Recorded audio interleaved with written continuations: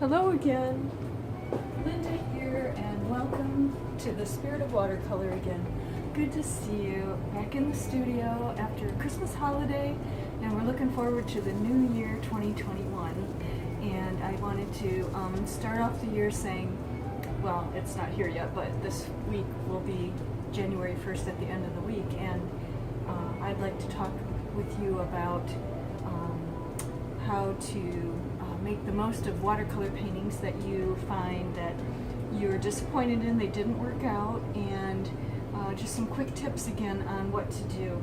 So I never throw away my paintings that I shouldn't say never, because there are some that, you basically overworked to the place where, you just can't make it work again. But what I've learned over the years is to save those paintings.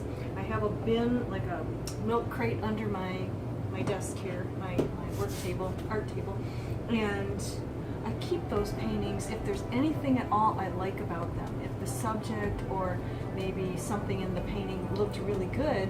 And so I just wanted to talk about that if the painting isn't coming out the way you'd like, no matter what size it is, call it a sketch. I know a lot of people, and I do these at times too, with the little thumbnail sketches, but I do tend actually to use just craft sheets of paper, the 9 by 12 or 11 by 14, really for my sketch work, because I find that you can lay out more of the work and see it better. But then I do have a little visual impairment. If you don't mind the small thumbnail, and you can get a lot of information in them, go ahead and use them.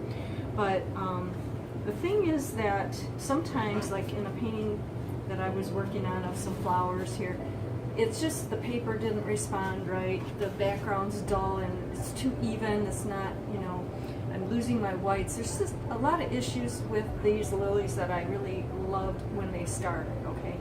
And I found this down there in the milk crate the other day, and I thought, okay, I really like this piece. So my advice is to redraw it out and use this as your sketch, okay? There's things about this I liked. And so I've been redoing it, and actually you can draw it out, or maybe this is enough information for you to go back in again and start over. What you'll find is when you redraw out something you've already sketched to do it over, you're gonna do it better. You've already, been through the problems and mistakes, and maybe the proportions off, the composition isn't quite right. You now know what you want. So you can put that on another sheet of paper and get restarted.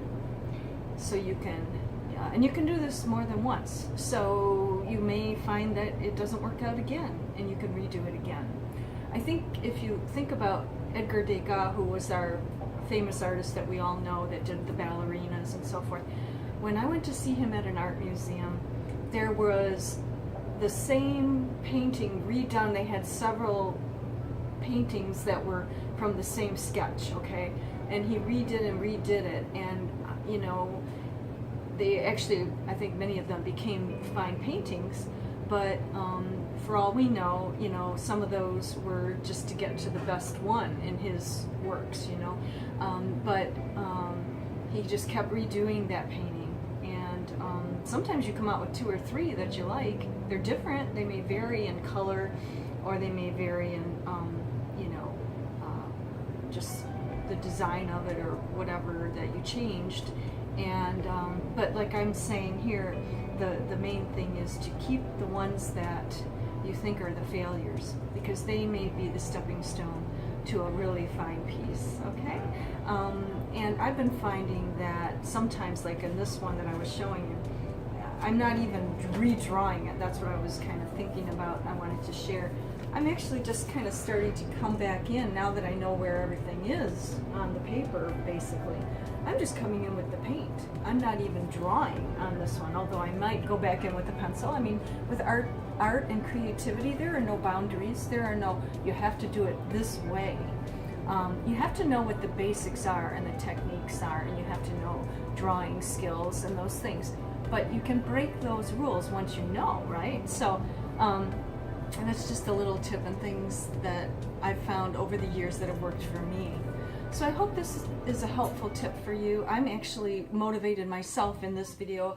I've gone back in 2 or 3 of my paintings from the past, even one that I thought was really done for. It was a butterfly, and I just overworked until the paint on the butterfly went from vibrant and really gorgeous sublime colors to mud. And I really loved it when it started, and I had the blue around the wing, it's here somewhere, and then I put in some orange and they blended in this beautiful way, and then I just kept going in and it just turned into mud.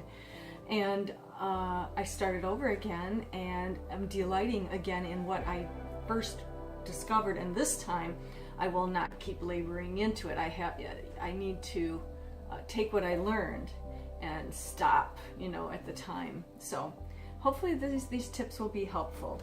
And I was going to show you the butterfly here, but oh yeah, so it's really, really faint. But this butterfly is I'm going to be able to add more color, but I'm going to have to know when to stop. And that's the whole thing with watercolor, is you don't want to overwork, but you can, and you can start over. So that's the tip there.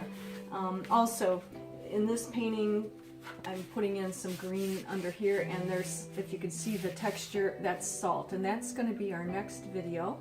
I'm really excited to talk about salt. There's different kinds of salt that you can use. It creates really nifty textures, and